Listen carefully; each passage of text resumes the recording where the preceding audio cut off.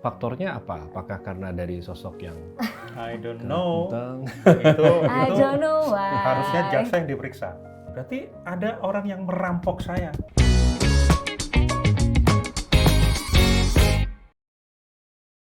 Halo, sahabat-sahabat Rotela Podcast. Selamat datang di Rotela Podcast. Saya Purnama Priyatna. Kali ini kita akan berbincang-bincang soalan kehidupan, persoalan-persoalan yang terjadi di dalam kehidupan kita kali ini, dan kita akan mengambil pembelajaran dari sana. Dan seperti kita tahu, akhir-akhir ini ada banyak kasus yang kemudian kita simak di berita-berita di lini masa tentang kasus-kasus hukum di Indonesia terutama, di mana yang harapannya adalah menjadi penegak hukum, tapi ternyata malah terlibat dalam kasus hukum. Nah, agar kita dapat mendapatkan pembelajarannya, kita langsung agar bisa membumi, kita langsung saja undang narasumber kita kali ini yang kebetulan sudah hadir di tengah-tengah kita. Ada Mas Pras Setia M. Brata. Halo Mas Pras, apa kabar? Alhamdulillah. Alhamdulillah, baik. Dan juga Mbak Melisa Anggraini. Alhamdulillah, baik Kak Pur. Alhamdulillah. Nah, Mas Pras dan juga Mbak Mel, kenapa saya mengundang Mas Pras dan juga Mbak Mel? Karena memang saya pernah mendapati dan juga mengikuti apa yang dialami oleh Mas Pras. Tentu saja supaya saya juga dapat melengkapi, tidak sekadar dari katanya, dari teman, dari sahabat, saya langsung deh pengen dengar cerita dari Mas Pras. Seperti apa, Mas? Oh iya, dulu saya dikriminalisasi. Oh. Jadi ceritanya tahun 2020 saya mendapatkan panggilan dari penyidik OJK. Okay. Nah, rupanya saya dimintai keterangan terkait dengan keputusan direksi sebuah perusahaan di mana saya pernah berada di direksi itu. Betul. Tahun 2013. Jadi peristiwanya sudah sekian tahun yang lalu, di 2013, 2 bulan setelah saya menjabat sebagai direksi. Jadi baru 2 bulan, kemudian diundang pada satu rapat direksi. Nah, sebagai anggota direksi ya saya datang memenuhi undangan sekretaris perusahaan. Dan setiap direksi membawa agenda. Nah, saya ada 4 agenda karena saya waktu itu direktur SDM. Nah, yang lainnya dari direktur yang lainnya. Nah, ternyata ada satu keputusan yang menjadi domain direktur lain, dalam hal ini direktur teknik, yaitu persetujuan atas permintaan biaya pengurusan tim yang sudah berhasil membuat perusahaan ini itu terhindar dari kerugian yang lebih besar, bahkan mengalami keuntungan non-finansial, keuntungan bisnis lah. Nah, jadi ada biaya kepengurusan yang sudah diputuskan atau sudah yang diajukan dan kemudian dihitung sekian persen. Nah, saya sebagai direktur SDM karena tidak memiliki pengetahuan tentang aktuaria, maka saya tidak bisa bersetuju atau menolak karena ini ilmu khusus. Waktu saya di fit and proper test oleh OJK sebagai direktur SDM, saya tidak pernah ditanya tentang keuangan, tentang administrasi, tentang aktuaria, tentang investasi. Semuanya berfokus pada soal-soal SDM dan umum. Setelah keputusan itu diambil, kemudian dibuatkan notulen rapat, ada satu lembar saja tanda tangan yang hadir. Nah, karena saya sebagai anggota direksi yang hadir pada rapat itu membawa agenda, dari situ ada keputusan tentang wilayah saya tidak mungkin tidak tanda tangan. Nah, maka saya tanda tangan notulen rapat itu. Nah, ternyata keputusan direksi ini dianggap oleh OJK tidak layak dan tidak patuh. Nah, maka OJK meminta direksi pada saat itu untuk menyesuaikan kembali perhitungan-perhitungannya, kemudian nilainya, dan kemudian juga cara pengeluaran uangnya. Dan pada saat itu sudah dilakukan semua apa yang direkomendasikan oleh OJK. Clear. 2020, tiba-tiba pihak OJK melaporkan kepada OJK dan menjadikan persoalan ini sebagai pidana. Nah, pada saat itu karena saya merasa fine saja, nggak ada masalah selama ini, maka saya sampaikan apa yang terjadi sesuai dengan apa yang saya ketahui. Ternyata saya salah satu yang dijadikan tersangka. Padahal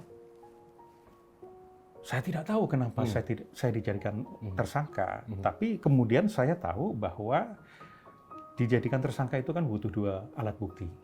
Alat bukti yang pertama adalah tanda tangan saya. yang Di di rapat notulen. tanggal Desember Desember 2013 itu.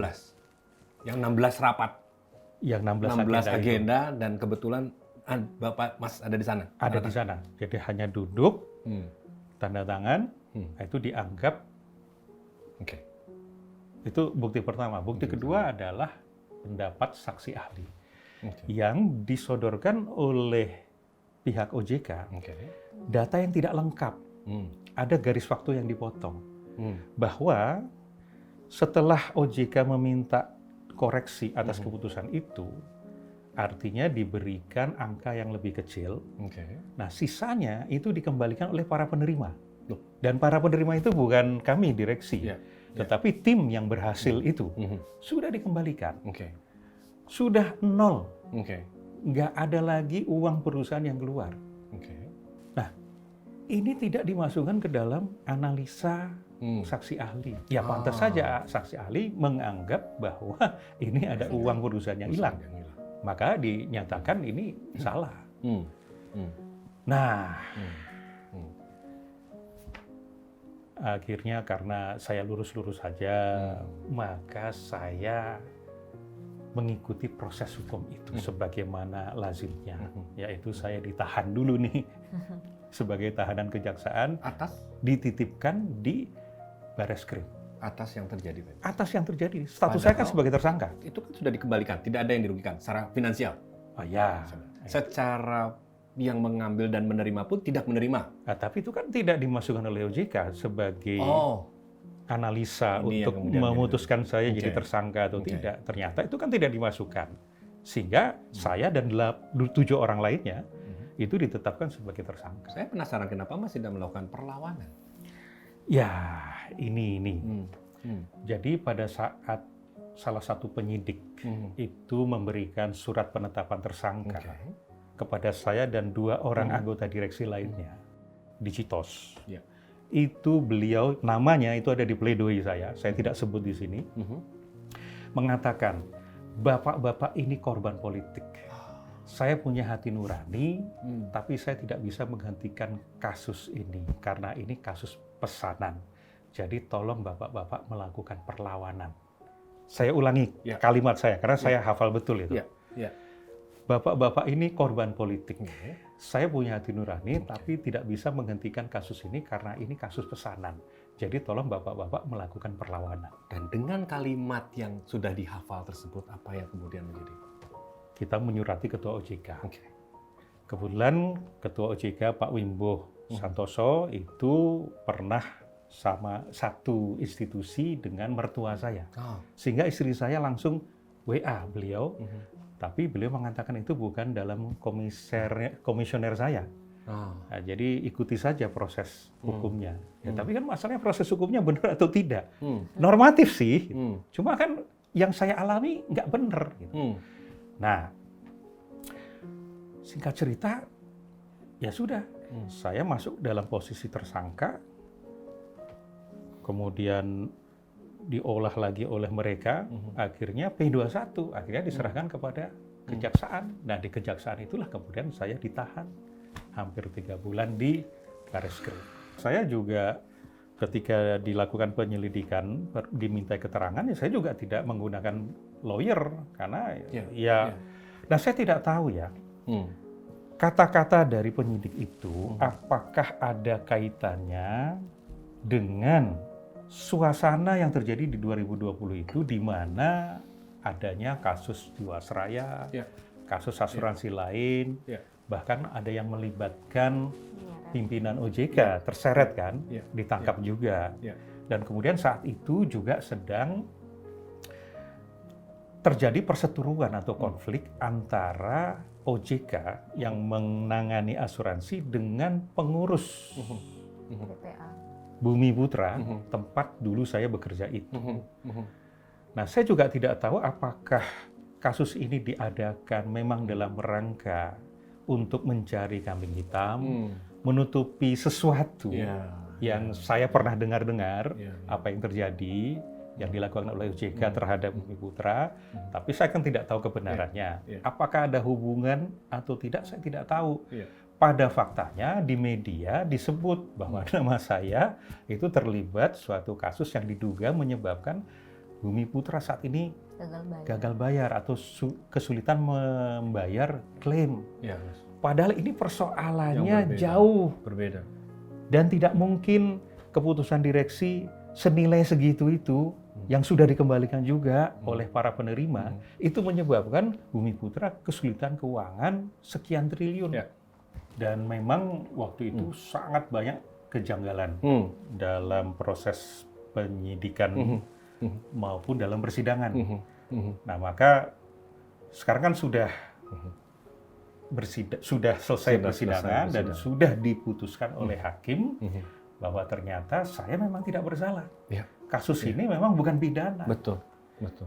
Tapi udah sempat ditahan ya Pak? Tapi sudah sempat ditahan dan sebagai SOP jaksa akan kemudian kasasi. Jadi sebetulnya meskipun di tingkat pengadilan negeri saya dinyatakan bebas tidak bersalah, tapi masih ketar-ketir. Kenapa? Yang saya khawatirkan di tingkat kasasi Mahkamah Agung tidak membaca detail. Karena kan saya tidak hadir lagi nanti sebagai saksi atau sebagai terdakwa. Hanya pemeriksaan berkas-berkas. Ini yang sebetulnya mengkhawatirkan. Justru saya mau mundur dulu dikit ke belakang, Mas. Tadi terkait dengan sudah ditetapkan, kemudian masuk. Gitu. Apa yang terjadi kemudian akhirnya bertemu dengan Mbak Melisa yang kemudian kan melakukan apa yang dinamakan dengan upaya-upaya. Andai saja pada saat 3 bulan itu persidangan tidak melakukan upaya-upaya yang pada saat itu saya menjadi saksi sendiri, melihat sendiri, memperhatikan sendiri bagaimana ini dengan melihat pledoi yang tadi disampaikan tuh, apa yang kemudian diupayakan dari Mbak Melisa ini untuk kasus tersebut? Saya begitu masuk itu kan marah besar respon pada OJK itu. Kok mengoyak-ngoyak keadilan itu. Apa ini yang gue lakukan? Kok sampai di sini? Itu ya tapi sebagai trainer leadership saya tahu. Walaupun sempat galau. Kita akhirnya menerapkan ilmu yang kita ajarkan sendiri toh. Self esteem, power zone, kemudian mastering your emotion, meaning making, understanding you, semuanya kita lakukan dan butuh waktu. Memang benar ngajar itu lebih gampang daripada mengalaminya sendiri. Tapi alhamdulillah dalam waktu seminggu akhirnya saya bisa mulai menguasai diri.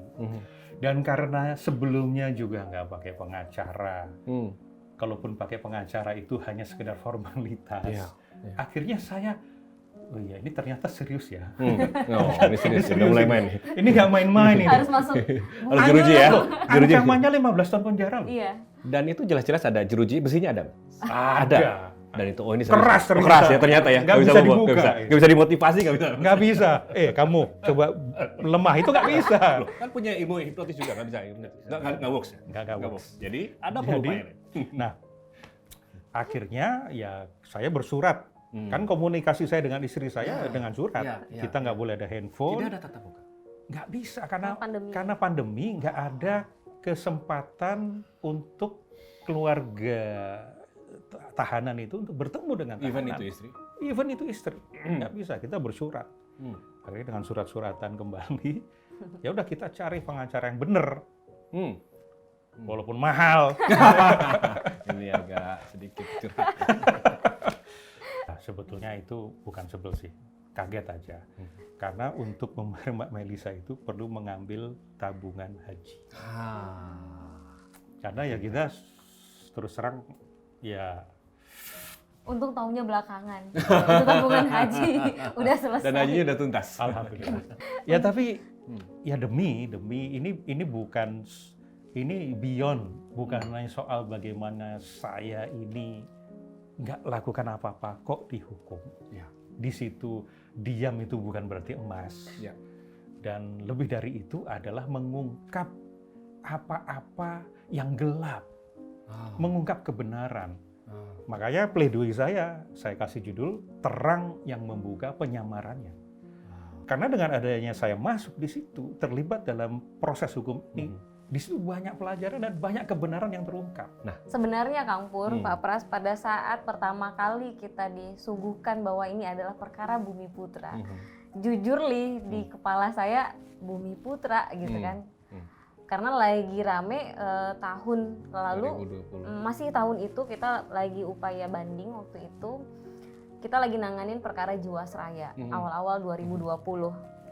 Kemudian ada Asabri, terus ada Bumi Putra yang kita memang sudah dengar proses penyidikan Bumi Putra itu lagi berjalan karena sudah seperti yang lain-lain gagal bayar. Nah, begitu kita dengar perkaranya Pak Pras ini terkait Bumi Putra, saya langsung berpikir, wah ini jangan-jangan memang pelaku-pelaku yang mengakibatkan Bumi Putra gagal bayar. Kita sebagai pengacara aja sempat berpikir begitu. Apalagi publik dan media. That's right. Kemudian seperti biasa kita lakukan analisa. Setelah Pak Pras ditahan, kita menunggu jadwal sidang. Kemudian lagi persiapan menunggu jadwal sidang karena memang pandemi yang lagi kenceng-kencengnya, apalagi di Bareskrim, kita sebagai pengacara pun tidak bisa menemui Pak Pras secara langsung ya Pak. Kita waktu itu kalau konsultasi dengan Pak Pras harus nunggu jadwal sidang dulu. Kalau enggak ya kita titip-titipan surat lewat Mbak Uti. Mbak Uti juga nggak bisa ketemu langsung, hanya berbalas surat. Seperti itu kondisinya Kang Pur. Nah, 1-2 sidang awal itu kita juga sidangnya masih sifatnya online. Itu momentum pertama kali kita ketemu Pak Pras, kita diceritakan secara langsung oleh Pak Pras seperti apa sih perkaranya. Dan di luar ekspektasi kita, ternyata ini perkara yang seharusnya menurut pendapat kita sebagai pengacara yang tidak layak dijadiin perkara. Tidak layak tuh artinya bukan suatu seharusnya bukan menjadi suatu tindak pidana. Nah, di dakwaannya jaksa kan Pak Pras dan kawan-kawan ini diduga melakukan penggelapan perusahaan, penggelapan kekayaan perusahaan asuransi, melakukan penggelapan kekayaan perusahaan asuransi. Nah, begitu kita baca dokumennya, ternyata bahwa dalam rapat tersebut dilakukanlah apresiasi atau biaya pengurusan terkait keberhasilan tim restrukturisasi untuk mengurangi kewajiban atau beban perusahaan. Itu prosesnya sudah 2 tahun yang lalu, Ya, di masa direksi sebelum saya. Ya. Jauh. Jadi tim ini sudah bekerja lama. Pak Pras ini kan direktur SDM, sumber daya manusia, yang mengurus urusan dana apresiasi dari pembentukan tim, melakukan restrukturisasi, negosiasi dan lain sebagainya hingga berhasil, itu bukan ada di domain beliau, itu ada di domain direktur teknik dan aktuaria, ada di bawah domain direktur pemasaran juga, karena yang melaksanakan restrukturisasi itu bagian Askum namanya, asuransi kumpulan. Sehingga ketika ini bermasalah, yang dijadikan, yang disalahkan itu hanya semua orang yang menandatangani rapat direksi pada tanggal 3 Desember 2013. Begitu. Padahal rapatnya juga tidak membahas itu saja. Kebetulan Mas Pras juga bawa 4 agenda SDM dan ada 16, dan itu notulennya itu satu notulen untuk 16 untuk agenda. 16 agenda itu. Dan ya yang mengemuka di pengadilan sebagai fakta persidangan, dan itu sebuah humor besar adalah ketika Direktur Teknik mengatakan, Yang Mulia, sebetulnya ini saya sendiri bisa memutuskan, jadi saya punya kewenangan untuk memutuskan. Tapi karena waktu itu ditanya sekretaris perusahaan ada agenda nggak untuk ke rapat direksi, daripada nggak ada ya udah ini saja dimasukkan ke dalam agenda rapat direksi. Hakim bertanya, hakim bilang, loh, lah kalau seperti itu sekarang semuanya jadi ikut terlibat toh gitu. Ya iya ya, tapi kalau nggak nanti saya sendiri yang di sini. Jadi itu saya duduk di kursi terdakwa itu sampai. Itu miris. Jadi sebenarnya berdasarkan yang sudah-sudah, direktur teknik ini dalam memutuskan ada beberapa perusahaan restrukturisasi di perusahaan klien-kliennya Bumi Putra sudah diputuskan hanya oleh direktur teknik doang. Jadi ini bukan sesuatu yang pertama. Bukan yang pertama. Jadi direktur teknik sudah pernah memutuskan restrukturisasi pada Tirta Nadi Medan, PT PAL Surabaya, bahkan dengan presentasi yang lebih besar sebenarnya. Persentase apresiasinya. Begitu. Jadi sebetulnya dalam permasalahan Mas Prasetya yang Brata ini, apa sih yang dipermasalahkan dan apa yang kejanggalan yang terjadi? Dari awal sekali sudah terlihat kejanggalannya. OJK melakukan pengaduan kepada penyidik OJK bahwa terdapat suatu dugaan tindakan pidana penggelapan harta kekayaan perusahaan asuransi Bumi Putra.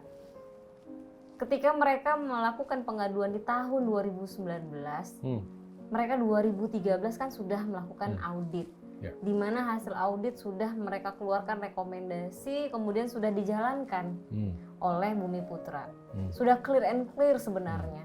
Dalam fakta persidangan itu sudah dinyatakan baik oleh para direksi Bumi Putra, saksi-saksi yang dihadirkan, bahkan oleh OJK sendiri. Mereka sampaikan, oh iya rekomendasi sudah dijalankan. Tetapi kenapa mereka tetap melakukan pengaduan? Ternyata kejanggalan yang pertama adalah berkas sudah clear and clean, sudah diselesaikan oleh Bumi Putra, segala rekomendasi yang diajukan OJK tadi tidak dimunculkan atau entah bagaimana tidak muncul, bahkan sampai di dakwaan pun tidak ada. Sehingga hakim aja pertama kali persidangan agak kaget ya Pak ya waktu itu. Wah, ini berapa kerugiannya? Sekian yang mulia. Sudah dikembalikan yang mulia. Loh, kalau udah dikembalikan terus masalahnya apa? Jangankan Kangpur, hakim pun pada saat itu heran. Pertanyaan pertama dari hakim kepada saksi saudara Abdul Rahmat dari OJK. Sama dengan pertanyaan saya berarti. Iya, gitu. Itu kejanggalan yang pertama. Mereka tidak menghadirkan berkas bahwa sudah ada pengembalian itu, sudah ada sanksi-sanksi yang mereka anggap perlu dilakukan, sudah diberikan. Tetapi tetap mereka melakukan pengaduan seolah-olah ada bukti baru yang seolah-olah ini adalah tindak pidana. Kita nunggu-nunggu dong apa ada bukti baru, ternyata tidak ada, Kang. Semua runut di 2013 yang kita pun sudah tahu. Kejanggalan yang kedua, mereka juga tidak pernah memanggil para pihak direksi Bumi Putra pada saat itu, 2018, 2019, bahkan 2020 tidak pernah dipanggil dan ditanya apakah benar ada kerugian. Yang harus diingat Kangpur, ini Bumi Putra tidak sama dengan asuransi Jiwasraya atau Asabri, di mana mereka memang adalah BUMN milik negara. Asuransi Bumi Putra ini unik sendiri. Dulu sempat dijanjikan akan dibuatkan undang-undang khusus terkait dengan Bumi Putra. Asuransi mutual, asuransi bersama. Pemiliknya siapa? Pemiliknya adalah para pemegang polis. Kalau kita sebagai pemilik merasa dirugikan, harusnya kan kita ditanya dong. Benar nggak sih lu dirugikan? Dirugikan berapa? Ternyata bahkan pada saat persidangan OJK juga bilang nggak pernah, dan disampaikan oleh Bumi Putra nggak ada kerugian itu, mereka malah ngerasa diuntungkan. Itu big janggal kedua. Kemudian kalau dalam hukum pidana itu kan yang selalu ditanya-tanya sebenarnya apa sih kesalahan yang membuat Pak Pras ini diduga melakukan tindak pidana kemudian dijadikan sebagai tersangka. Dari sekian banyak lembar, walaupun nggak banyak-banyak banget ya lembar dakwaan jaksa itu, Pak Pras ini disalahkan karena kehadirannya pada saat hadir di rapat direksi. Loh kan beliau direksi ya? Wajib hadir. That's right. Itu kejanggalan yang ketiga. Bagaimana itu bisa jadi janggal? Jadi begini, beliau dipersalahkan karena kehadiran beliau pada saat rapat direksi yang diundang oleh sekretaris perusahaan. Kemudian dipersalahkan karena tanda tangan yang menyetujui dana apresiasi dianggap tanpa melakukan kajian yang lebih dalam, tidak ada aturan perusahaan yang mengatur, padahal fungsi yang tadi saya sampaikan, fungsi direksi adalah memutuskan atau membuat kebijakan yang memang belum diatur. saya ingatkan lagi Kang, sebenarnya dengan status Bumi Putra sebagai asuransi mutual tadi, maka aturan yang berlaku oleh mereka adalah ADART. Karena belum ada undang-undangnya. Iya, Maka belum yang ada tertinggi undang-undang. adalah anggaran dasar. Anggaran Iya. dasar. Dan di pasal 28 dan 30 anggaran dasar, yang tadinya kita dituduh melampaui kewenangan, nggak punya kewenangan, ternyata ada kewenangannya. Memang kita punya kewenangan untuk memutuskan tentang kekayaan perusahaan. Pengelolaan dan lain sebagainya. Kita disalahkan nggak ada SOP-nya. Oke. Makanya saya pernah nanya kepada salah satu saksi, apa aturan atau SOP yang dilanggar direksi? Nggak Oke. ada. Ya karena memang belum ada. Oke. Belum ada SOP-nya. Oke. Nah justru karena belum ada SOP-nya itulah maka direksi memutuskan. Nah kalau sudah ada SOP, ngapain diputuskan direksi? Jalankan saja SOP-nya. Nah lucunya justru nih Kang, maaf saya potong, lucunya karena tidak ada aturannya dianggap itu salah. Oke. Jadi sesuatu yang belum diatur, belum ada aturan dasar di perusahaan, kalau dilakukan itu salah. Padahal kalau belum ada ya dibuatkan kebijakan oleh direksi. Pertanyaannya, kalau itu dipermasalahkan kehadiran dan tanda tangannya, maka yang benar seperti apa? Nah itu. Itu pertanyaan kita juga ke jaksa toh, ke Benar. OJK juga ya. Jadi kita sempat bilang begini, dalam hukum pidana siapa yang diuntungkan kalau perbuatan pidana itu dilakukan? Oke. Yang pertama Pak Pras tentu tidak diuntungkan apapun, Tidak menerima apa-apa. tidak menerima apapun, tidak tahu pada saat proses pelaksanaan pembuatan tim, pembentukan tim itu beliau belum menjabat. Pada saat sudah berhasil pun beliau tidak tahu, distribusi beliau juga tidak tahu, sehingga tidak ada 1 rupiah pun aliran dana kalau dianggap melakukan penggelapan, tidak ada yang mengalir ke beliau. Kemudian apakah beliau memiliki peranan terhadap pelaksanaan keputusan itu? Beliau hadir karena diundang oleh sekretaris perusahaan yang pada saat diundang tidak disebutkan hadir untuk menghadiri dana apresiasi, keputusan ini, A, B, C, dan lain sebagainya. Kemudian itu kan hitung-hitungan, ada persentasi biaya pengurusan yang diberikan. Kalau tidak salah sekitar 3,5%. Ya, Dan persentasenya. di persepsinya Pak Pras, angka-angka itu kan pasti angka-angka yang khusus ya. Sangat teknik Angka-angka sekali ya. teknis, aktuaria yang beliau nggak paham lah. Secara hitung-hitungan kenapa sekian. Ya sudah, beliau melihat oh di sana ada direktur utama, ada direktur teknik sebagai penanggung jawab. Ya sudah, beliau silent. Oke, maaf saya potong ya. Jadi kalau demikian maka supaya jadi benar, ini seperti apa seharusnya, Mbak? Oke, sebenarnya ketika seseorang melakukan pembunuhan, apa yang diharapkan oleh penegak hukum untuk tidak dia lakukan sehingga dia tidak kena delik pidana, yaitu tidak membunuh. Ketika seseorang mencuri, apa yang membuat dia tidak ditahan? Ya jangan mencuri. Nah, kalau dianggap perbuatan Pak Pras ini adalah perbuatan pidana, yaitu adalah hadir di persidangan, tidak tanda tangan, itu adalah perbuatan pidana. Ini yang kita sampaikan di pledoi kita, Kang, dan itu cukup berulang-ulang kita sampaikan juga di persidangan. Apa yang harus dilakukan oleh Pak Pras sehingga beliau tidak diberikan sanksi pidana atau tidak dituduh melakukan perbuatan pidana? Apakah beliau harusnya tidak hadir pada saat rapat direksi itu? Sementara beliau serba direksi. Pada hari itu beliau ada 4 agenda rapat dan beliau tidak tahu mau ada agenda rapat apa terkait yang lain. Apakah beliau harus tidak hadir? Yang ada beliau malah tidak menjalankan kewajiban. Salah lagi, ya kan? Yang kedua, apakah beliau tidak tanda tangan? Ya harusnya Bapak nggak usah tanda tangan. Kalau kata jaksa seandainya dipersalahkan hanya karena tanda tangan.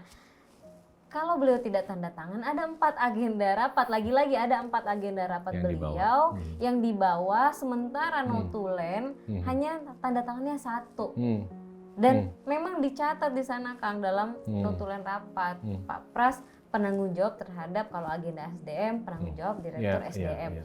Terkait dana apresiasi juga ada tertulis penanggung jawab direktur teknik.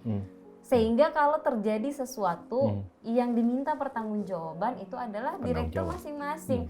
Nah ini yang saya juga sempat tanya ya Pak waktu itu di persidangan dengan salah satu ahli pada saat itu. Apakah kita bisa meminta pertanggungjawaban pidana kepada seseorang yang dia sendiri tidak memiliki kuasa domain. Kalau dalam perusahaan tidak memiliki kuasa terkait sesuatu itu, ya nggak bisa. Sama kayak waktu saya mendampingi perkara Jiwasraya, itu yang kena kan hanya direktur keuangan, direktur pemasaran, oh ya benar, direktur apalagi nggak ada juga direktur SDM-nya kena, even dia juga tanda tangan begitu Kang. Sehingga semua yang kita sampaikan di persidangan terkait apa sebenarnya yang harus dilakukan oleh Pak Pras itu juga menjadi concern oleh majelis. Satu, ternyata dana yang dianggap dilakukan penggelapan oleh Pak Pras dan kawan-kawan sudah dikembalikan. Yang kedua, Pak Pras tidak pernah ada kaitan apapun dengan hal-hal yang diputuskan oleh direktur teknik. Kemudian Pak Pras tidak pernah diberikan sanksi, dipanggil oleh OJK pada saat audit terdahulu tahun 2013. Pak Pras ini adalah orang yang memiliki kredibilitas, Kang. Beberapa saksi-saksi di persidangan juga menyampaikan bagaimana beliau pada saat menjabat sangat menjaga kredibilitas. Tidak pernah aneh-aneh lah, mungkin seperti itu. Mungkin Kang Pur juga pernah dengar dari teman-teman seperti apa saya sosok. mengalami sendiri Balang. Benar, bagaimana sosok beliau, sehingga yang paling menohok dan merusak akal sehat kita ketika pembacaan tuntutan, Kang. Kita dijadiin satu berkas dengan direktur teknik, direktur pemasaran, dan direktur SDM satu berkas. Pada saat pembacaan ternyata direktur teknik, orang yang memang domainnya dia adalah penanggung jawab terhadap keputusan-keputusan dan apresiasi, restrukturisasi, dan apapun yang berkaitan dengan aktuaria, itu dituntut 1 tahun 3 bulan. Denda 250 juta.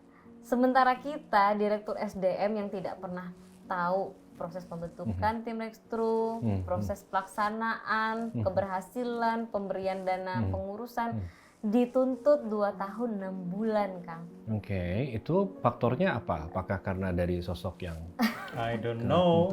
itu I don't know why. Harusnya jaksa yang diperiksa. Nggak usah lawyer, saya aja yang umum ya. Jadi penasaran, jadi apa Dan denda 500 juta. Denda 500 juta dikembalikan kepada negara. Coba, kalau denda itu kepada siapa? Kepada negara. Loh, emang negara dirugikan? Enggak. Kepada Bumi Putra? Enggak, kan udah dibalikin. Emang Bumi Putra dirugikan? Udah dibalikin. Berarti ada orang yang merampok saya, uang pribadi saya untuk entah. Nah, tapi syukurlah semua harapan, doa, upaya, usaha kita. Kebetulan kita sebagai tim pengacara pada saat pembacaan pledoi, Pak Pras sendiri membacakan pledoi beliau yang dia buat sendiri, dia bacakan di persidangan. Kemudian tim penasihat hukum beliau juga membuat pledoi dalam bentuk buku, Kang, kepada majelis. Dan kita bersyukur semua fakta-fakta persidangan yang kita rangkum dalam nota pembelaan itu, kemudian ahli-ahli juga kita rangkum semuanya, teori-teori hukum dan lain sebagainya, itu dibenarkan oleh majelis, disetujui secara bulat oleh majelis, sehingga majelis memutuskan bahwa Pak Pras termasuk teman-teman yang lain tidak bersalah. Alhamdulillah. Kira-kira bunyinya bahwa memang ada perbuatan penandatangan rapat direksi tersebut, tetapi penandatanganan rapat direksi, keputusan rapat direksi itu dianggap adalah corporate action dan mereka memiliki kewenangan untuk itu. Kemudian Bumi Putra sebagai pemilik, BPA sebagai pemilik perusahaan Bumi Putra tidak dirugikan, sehingga tidak ada yang mengalami penggelapan. Kemudian dibersihkanlah semua martabat, harkat dan martabat para terdakwa. Seperti itu, Kang. Sehingga kita dinyatakan bebas, hilang semua tuduhan-tuduhan yang disampaikan oleh jaksa. Tetapi seperti yang tadi Pak Pras sampaikan, emang sudah SOP-nya. Jaksa kalau kita bebas dia langsung kasasi. Oke, saya potong sampai sini karena ini perkara sebetulnya sudah selesai dan sudah dinyatakan bebas. Meskipun, kalau saya secara umum, meskipun melihat Mas Pras masuk 3 bulan. Pengorbanan. Mengeluarkan sejumlah materi, mulai dan juga banyak pengorbanan dilakukan. Itu sudah tuntas sampai saat ini? Ya belum, karena ada kasasi jaksa ini. Jaksa kasasi ya untuk melawan keputusan hakim. Nah, disinilah saya tidak yakin ini menjadi persoalan kebenaran material, ini soal kepentingan, soal SOP. Oke. Nah, kekhawatiran saya sebetulnya, tapi ini semua saya serahkan kepada yang di atas, karena di ataslah yang mengizinkan sesuatu terjadi. Ketika hakim-hakim yang memeriksa kasasi ini di MA itu tidak meneliti berkas-berkas kontra memori kasasi kita, dia hanya berpegang kepada dakwaan jaksa yang umum. Tapi perbuatan spesifik saya seperti apa kan saya jelaskan di kontra memori kasasi itu. Nah, yang saya khawatirkan kalau tidak cermat, tidak meneliti, atau bahkan terbawa isu-isu atau sentimen publik, misalnya terkait dengan Jiwasraya, dengan Asabri, yang sebetulnya sangat berbeda dengan yang saya alami. Nah, kalau terjadi generalisasi dan kemudian saya diputuskan diterima kasasi jaksa, kan akhirnya saya akan dihukum berdasarkan apa yang tidak saya lakukan. Kekhawatiran Mas Pras itu secara hukum mungkin terjadi nggak? Mungkin, sangat mungkin, Kampur, karena di Mahkamah Agung itu pada saat kasasi kan sudah tidak ada persidangan. Kalau dilihat dari yang dulu-dulu, pernah nggak sih kejadiannya sudah dinyatakan bebas di pengadilan negeri, ternyata di kasasi dinyatakan bersalah, itu sudah pernah terjadi juga. Gitu. Walaupun di pengadilan negeri ini tidak bersalah, ya, di kasasi jadi bersalah. Apa yang berbeda? Kan tidak ada pengadilan. Jadi kalau di dalam proses menimbang atau memeriksa perkara di kasasi itu, hakim-hakim agung ini hanya memeriksa apakah hakim pada pengadilan tingkat pertama atau pengadilan negeri, pengadilan umum sudah menerapkan hukum sesuai dengan aturan undang-undang. Hanya di seputaran itu.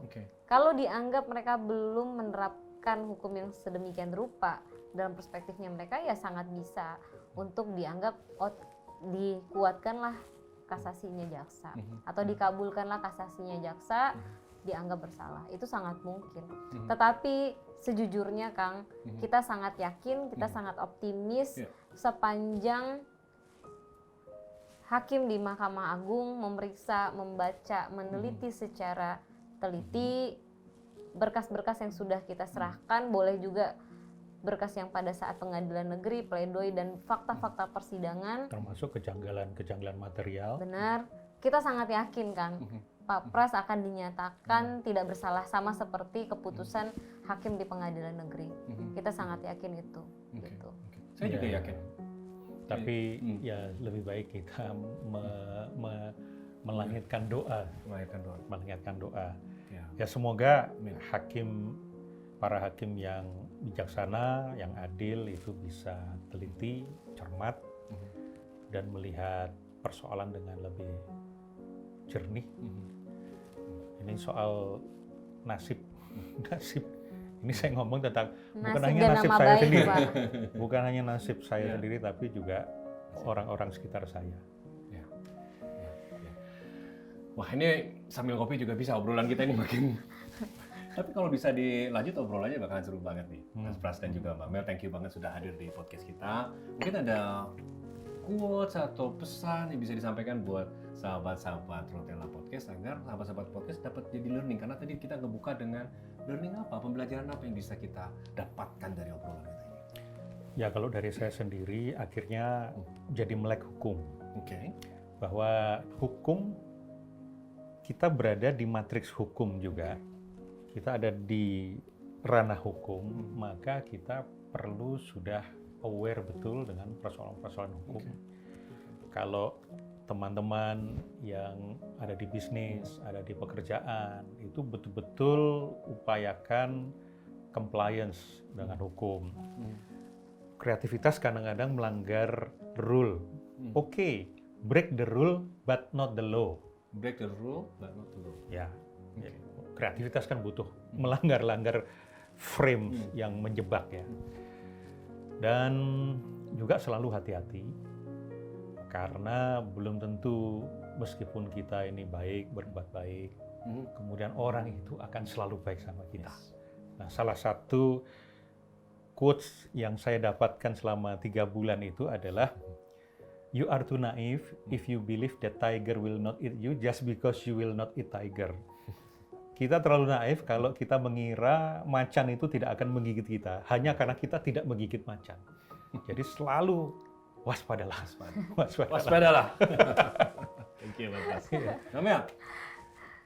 Belajar dari yang dialami oleh Pak Pras, bahwa ternyata ketika sudah mengalami proses hukum, even kita benar pun, proses-proses hukum ini yang hanya membutuhkan 2 alat bukti, tapi terus menyeret kita ke dalam proses hukum, itu tidak bisa dihalangi. Sehingga saran saya kepada teman-teman, ketika pun kita merasa benar, tetapi kita sedang dalam persoalan-persoalan hukum, pastikan kita untuk juga melakukan upaya, apakah itu konsultasi dengan para teman-teman pengacara Itu yang atau saya lalai. Karena merasa baik-baik saja, benar-benar saja, bersih-bersih saja, yakinlah kebenaran akan jalan dengan sendirinya, akan mengemuka dengan sendirinya. Ternyata perlu diperjuangkan. Perlu diperjuangkan. nah quote-nya, Indonesia ini perlu kita kebenaran perjuangkan. perlu diperjuangkan. Seperti itu. Nice, thank you Mbak Mel. Mohon doanya untuk Insya Pak Pras, Insya Allah. teman-teman Mbak semuanya. Mel dan juga Mas Pras, sahabat-sahabat Rotela Podcast.